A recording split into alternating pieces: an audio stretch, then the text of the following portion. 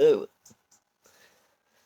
Hey, beautiful people. It's your boy HHWH, and I really want to do a live. I'm in super creative, wanting to share with you, help, or remind you mode right now in my life. And yeah, this is a topic that I think's really powerful and important. I wonder if I've gone on offline or not. Maybe. I don't think I have, but that's cool if I have. So yeah,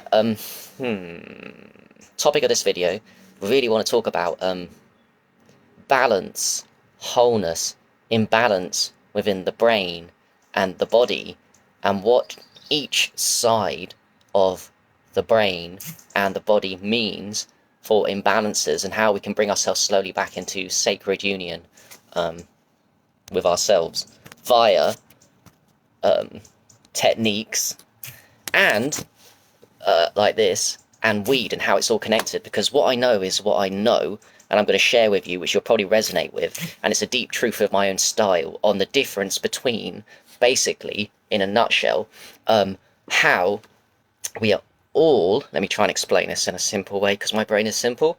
We all have an imbalance between our left and our right brain. There is a huge difference between how our left brain sees the world and how our right brain sees the world, which is actually, from my own experience, a very powerful truth. The left brain does not see the world like the right brain, and we all are born, and especially as we go through life, attacked on purpose to have the left brain or the right brain predominant and the other brain not balanced up.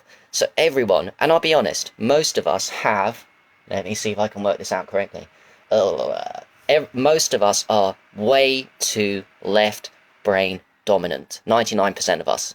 Way too left brain dominant. It's not even your fault. You're born like this. And then as we go along, the matrix world of having to figure shit out, be in the left brain, stress, doing jobs we don't like. Oh, school, learning bullshit that's meaningless. Everything in the system is designed to keep you out of your divinity and whole brain balance, which you sort of start with as a baby, I guess. And then as you go along life, you become way too left brain dominant. And this is huge, because when the left brain becomes too dominant, as 99.9% of us are, it throws us into what I call, what I feel is ego, division, competition, a lack of care of others, and selfishness and self-harm, I'd call it. Ego there is there to serve a purpose. When the left brain in all of us becomes too dominant, it really does harm our higher self and our highest truth, because it's only through working on our balance between the left and the right brain that we can experience what we actually are and become less egocentric and egotistical and more heart consciousness, more caring and loving. And I'm a great example, I think a lot of you are, of way too left brain, especially when you go through trauma, on top of the school, on top of the programming, on top of the damage, the suicidal thoughts, the depression. It throws you into ego, left brain, victim, me mode, me against the world. It's terrible, and it's all left brain dominance. Oh God, I could talk forever. I'm got to try and focus here a little bit. So the left brain, according to science, and it is correct, is the left brain, the right side of the body is controlled by the left brain, paradox, and the right brain is the left side of the body. So if I'm saying that most of you probably are left brain dominant, right brain dominant, no, let me get this right, fuck, yeah, you're left brain dominant, your right side of the body is much stronger than the left side of your body. And this resonates, and it should resonate, because you think about what most people are. Most people are right-handed. Most of us are predominant in the right hand, which is the left brain dominant. They're opposites. Think opposites with brain and body.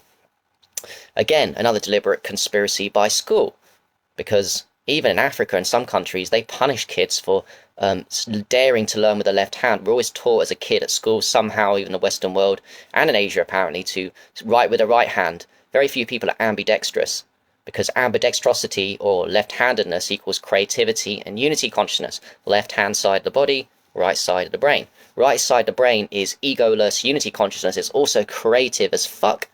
And creativity is something that's squashed by the matrix, isn't it? Because creativity leads to your highest growth. Facts. I'm right brain dominant. My right side is much stronger than my left side of my body. But if we want to talk about the eyes, it goes deeper, because it's not just the right hand and this body and your right side of your body. It's your eye too. Nobody, get this. This is deep. Nobody looks entirely 24/7 when they look.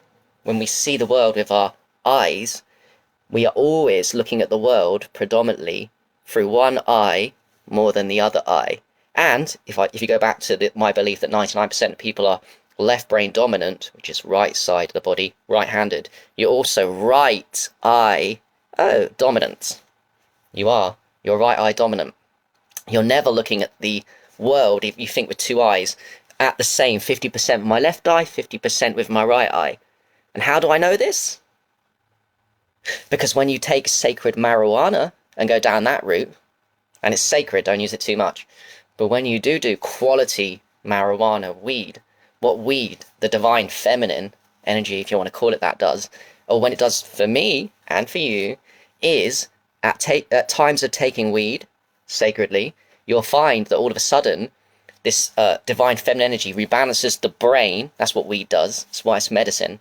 And then all of a sudden with weed, you'll notice you're looking 50% for your left, 50% for your right, when normally you look too much through that one without even realizing it. It's only through the change to being rebalanced through medicine that I can realize that I look way through too much this one. So the weed, oh man, I can tell you stories, but lately, when I've been on it, I can all of a sudden look at the world through my weaker left eye, which is the right brain, which is my unity consciousness, my creativity. And when I look at people and things on the sacred medicine through my left eye, how I look at them as they're talking changes.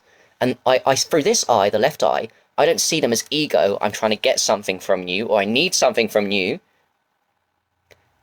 It becomes a character. When I look through this eye, and the weed allows that, or this, but especially through weed, they become the person, when I'm looking through this eye, or balancing them up, it becomes a character in a story. It's hard to describe. Like everything becomes a character and egoless. It's like you're in a movie. It's like you're in a fucking movie. And everyone becomes a character in a story. And that's what happens when you rebalance the left and the right. There's just less ego involved, and more story and fun and judgment. No wonder why the Matrix wants to keep your left brain dominant and right body weak. They want to keep you in ego. They don't want your creativity, story mode, and fascination for life and presence, because the left eye and the balance between the two creates presence. It's just this moment and all there is. When there's balance between your 50% eye, that eye. It just is. There's no judgment. It's just fun. So one tactic that I used to do a lot of this, I've stopped doing it, but now since I've had this weed experience the last few days, where I've noticed when I look through my left eye, when I'm on the medicine, I can really see people as a story, and it's so fun. People become a story element and less ego. It reminds me I need to get back on this, because I'm very, very, very right eye dominant, right body weak, right eye dominant, left body weak, and I'd never look through this eye properly. And I remembered in the past when I've taken this seriously, and even for half an hour a day, done something like this. So the daytime when I need to see, like now, I've covered one eye and forced the other eye. I'm basically forcing the left side of the body via the left eye to do more work, because I'm shutting down one eye, which you think would make it imbalanced, but it's not, because this is so far behind. It's catching up now because this one's way too strong. So I'm inactivating this one for a period of time, half an hour. I remember when I did this before, it made a huge difference in my creativity, my funness, my joy, and my personality. Because that is egoless and fun and personality, and this is too dominant and it's too serious and needs to be toned down. That is not the truth of life, the ego. I mean, it gets us through life, but it's not the truth of life. That is, to see the world through the left eye, is more truth, is more story, is more fun, because life is a movie and a story. How do I explain myself? I don't know, I just roll with that. And it's just to encourage you to recognise that you aren't looking at life through your two eyes 50% the same. You're looking far too much through this eye and this eye. Although it feels like, oh, that's not true. Well, it is true, because if you do something like this, buy an eye patch for £2, $3 on Amazon, do this for an hour a day, even longer, and let me know. Build this eye up and see how your personality shifts during the day, how your creativity shifts during the day, because that's significant. And sacred medicine and weed, do that experiment. Next time, this is a good fun one, next time you get on the old weed, quality weed, have a smoke, and then consciously, you have to consciously do this, think, okay, I'm going to look at the world, because the medicine allows this. Consciously, when next time you're on it, go, okay, I'm going to look at the world through my left eye only. Do that when someone's talking to you on the stuff, and you'll see them differently, or at least I did. It's amazing, because this eye is not the same as this eye. One's imbalanced, but it's the union between the two that creates the peace and calm and love and the best version of yourself. Yes, exactly, Nick. Precisely. It's fun. Sarah? Yep. Alright, so that's all I wanted to say today. To get balance and sacred union is all that we crave here before we shoot off into other realms, and that's all I'm trying to do. No one's perfect, but it's about your journey, improving on the balance and imbalance that I know we all have. Because I know the people watching this are the ones that care about this imbalances. The ones that don't care about the imbalances in their brain are too much in ego mode. It's tough on them, but we talk to the ones that can. And there's many techniques that we can use, medicines, and techniques we can use to rebalance ourselves for our highest creativity and an egoless life.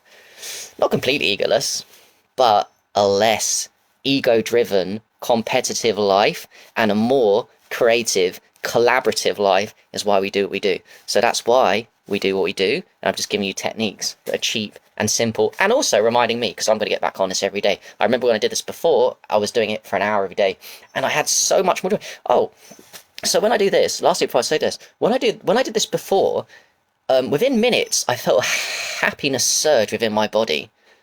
Like, kind of like when you rise up in dopamine.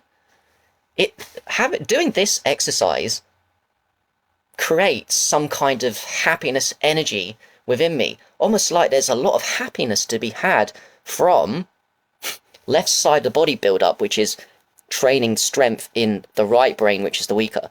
There's happiness, real, substantial feeling of happiness, which is all I want really, to be more happy. There's a real substantial feeling of happiness that rises when you start to take control of bringing yourself back into brain hemisphere balance. Brain and body balance is the same thing. So the weaker side of the body, when you train that up, the weaker side of the body, when you train that up, like by practicing training that up.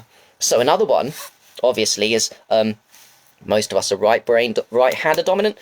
You know what they say about brushing your teeth with the left hand, typing on the keyboard with your left hand, another great exercise. Oh, and left-handed writing. Great. Another great example of that is the famous creator Leonardo da Vinci, who was ambidextrous. He created magnificent works of art and was so creative. Why? One of the main reasons why is because he was left and right-handed. He had balance within his brain and body, because he could write with this, he could write with that. He could literally write with his left hand perfect. So another great training along with this is to write left-handed training. Do 10, 20 minutes, an hour every day with your weaker left hand. It's creative. Think about it. It's very obvious. Left-handed people are more creative. Nearly all of them that write just with the left hand are creative. But how if we do both? You're already right-handed, most of you, so start training up this one. Start doing things day to day. I'm talking to myself too. So like when you pay for things in the cash machine, when you're typing on a keyboard, when you're brushing your teeth, it takes work, but then this is the easy one. But I'm just saying, this is the weaker side of the body. When you start training up specifically the weaker side of the body only, there's a joy and a happiness and a creativity that is amazing. And Nick, that's a funny one, but absolutely true. Also, wipe your ass with your left hand. Very true. And one eye is always overused. Well observed, Nick. I'm glad I'm not crazy. I know this is my truth, and I'm glad you can see it too. When you turn your head, the further eye is the one looking. Indeed. All right. Cheers, guys. Thanks for watching, and bring yourself more and more back into your version of a bit of better balance. And just recognize you do have a weaker side of the body, and train it up for your highest health, creativity, and happiness, because it is worth it.